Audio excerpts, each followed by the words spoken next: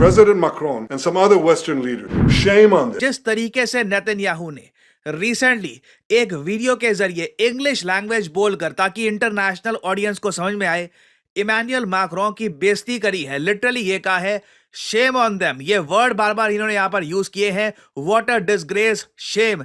जिस तरीके से इमैनुअल मैक्रों ने डिसीजन लिया है ये बहुत गलत है और हिस्ट्री याद रखेगी कि फ्रांस ने किस तरीके से इंपॉर्टेंट मोड़ पर इजराइल का साथ छोड़ दिया था। ये बात ओपनली कही है बेंजामिन नेतन्याहू ने। अब यहां पे आप कहोगे वेट, नेतन्याहू ये सब कहेंगे क्यों? वेल, इसका रीजन बहुत ही सिंपल है। इमैनुअल मैक्रों ने रिसेंटली ये कहा कि जो आज के समय इजराइल कर रहा है लेबनान में ये गलत है। मैक्रों का ये कहना था कि 88 फ्रेंच स्पीकिंग कंट्रीज हैं जो आज के समय कह रही हैं कि लेबनान में सीज़फायर इनको चाहिए और लेबनान में और हिंसा नहीं होनी चाहिए। इसका रीजन बहुत ही सिंपल है, फ्रांस की बिलियंस ऑफ डॉलर्स की इन्वेस्टमेंट हो रखी है लेबनान में और इमैनुअल मैक्रों उस इन्वेस्टमेंट को लेकर नर्वस है और इसलिए इन्होंने ये कहा कि फ्रांस लगाता है इजराइल पर एक आर्म्स एम्बार्गो, मतलब कोई भी फ्रेंच कंपनी इजराइल को हथियार नहीं दे पाएगी, ना बेच पाएगी, ना डोनेट कर पाएगी, ना थर्ड पार्टी अगर पेमेंट करती है तो दे पाएगी। बेसिकली इजराइल को वेपन्स फ्रांस नहीं देगा और साथ ही साथ फ्रांस दुनिया के और कंट्रीज को भी ये कहेगा कि इजराइल को वेपन्स देना बंद कर दो। ना ये सब सुन के बेंजामिन नेतन्याहू ने यह जवाब दिया कि फ्रांस को शर्म आनी चाहिए कि ये लोग क्या कर रहे हैं।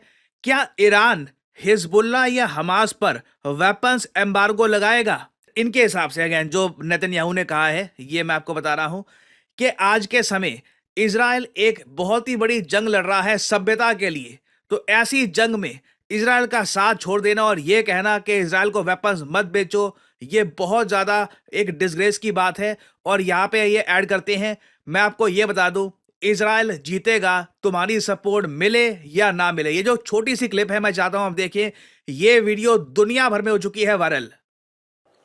I have a message. I have a message for President Macron. Today, Israel is defending itself on 7 fronts. Yet President Macron and some other Western leaders are now calling for an arms embargo against Israel. Shame on them. Is Iran imposing an arms embargo on Hezbollah, on the Houthis, on Hamas, and on its other proxies? बड़ा सवाल पूछा है Netanyahu ने western world से। ना जब मैं कहता हूं वेस्टर्न वर्ल्ड तो इसमें स्पेन भी आता है। मैं आपको बता दूं यूरोप में कई देश हैं जो इजराइल के अगेंस्ट खड़े हो चुके हैं। रीजन बहुत ही सिंपल है, सिविलियन डेथ्स बहुत ज़्यादा हो चुकी हैं और लेबनान में हिजबुल्ला की जो टॉप लीडरशिप है इन्होंने डिस्ट्रॉय करी दी है।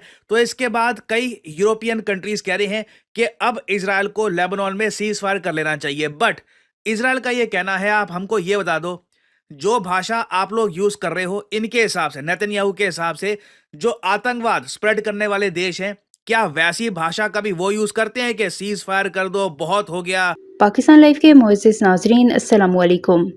आखिरकार फ्रांस ने भी इसराइल को जवाब दे दिया और गजा लबनान में जुल्म करने पर इसराइल की मुखालफत में खड़ा हो गया, जिस पर नेतन्याहू आपे से बाहर हो गया और फ्रांस को खड़ी खड़ी सुना दी।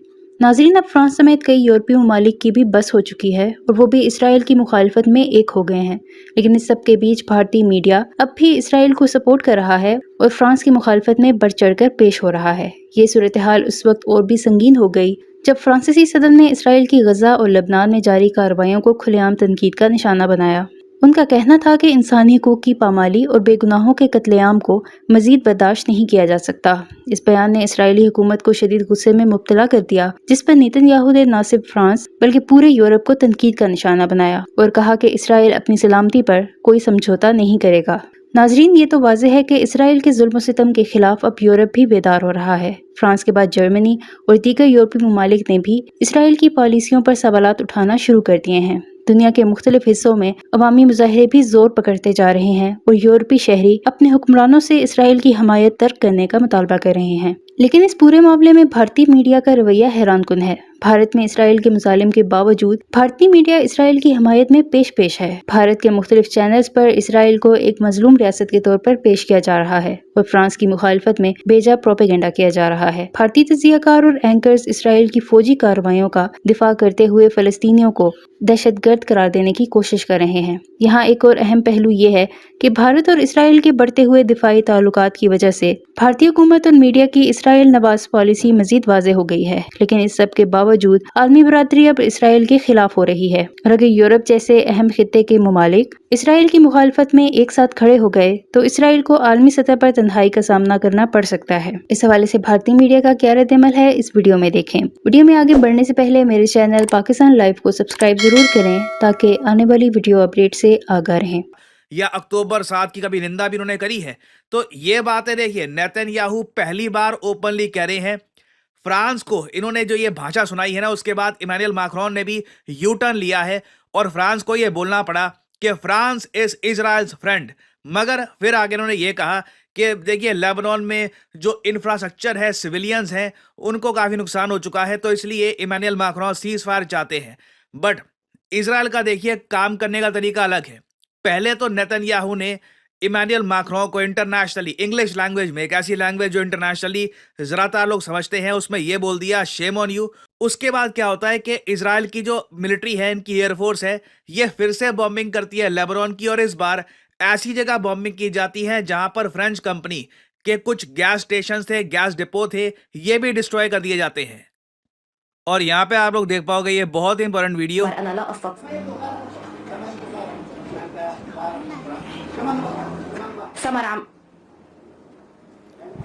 अगर आप सोच रहे हैं कि इतना बड़ा यहाँ पे ब्लास्ट क्यों हुआ है, एक्चुअली इजराइल ने फ्रांस की एक मल्टीनेशनल कंपनी है टोटल एनर्जीज, इनका एक स्टेशन था बैरूत लेबनान में, उसको डिस्ट्रॉय कर दिया है। देखो, मैं यहाँ पर ये कहूँगा, नेतन्याहू भी ये बात समझते हैं, फ्रांस को सिविलियन कैजुअलिटीज की इतनी चिंता नहीं है।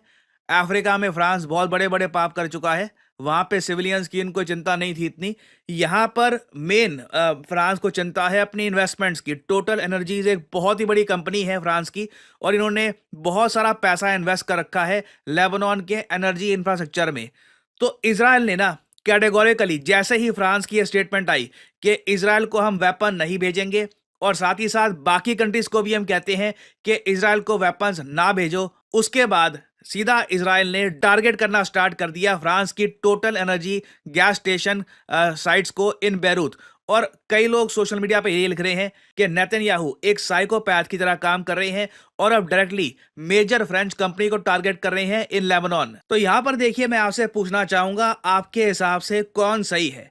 एक तरफ फ्रांस है जो कह रहा है कि सीज फायर की आवश्यकता है, लेबनान में लोग सफर कर रहे हैं। दूसरी तरफ है नेतन्याहू, ये कह रहे हैं कि क्या ऐसी भाषा ईरान यूज करता हिजबुल्लाह या हमास के लिए, या फिर कोई और कंट्री यूज करता जो अटैक कर रहा है इजराइल पर।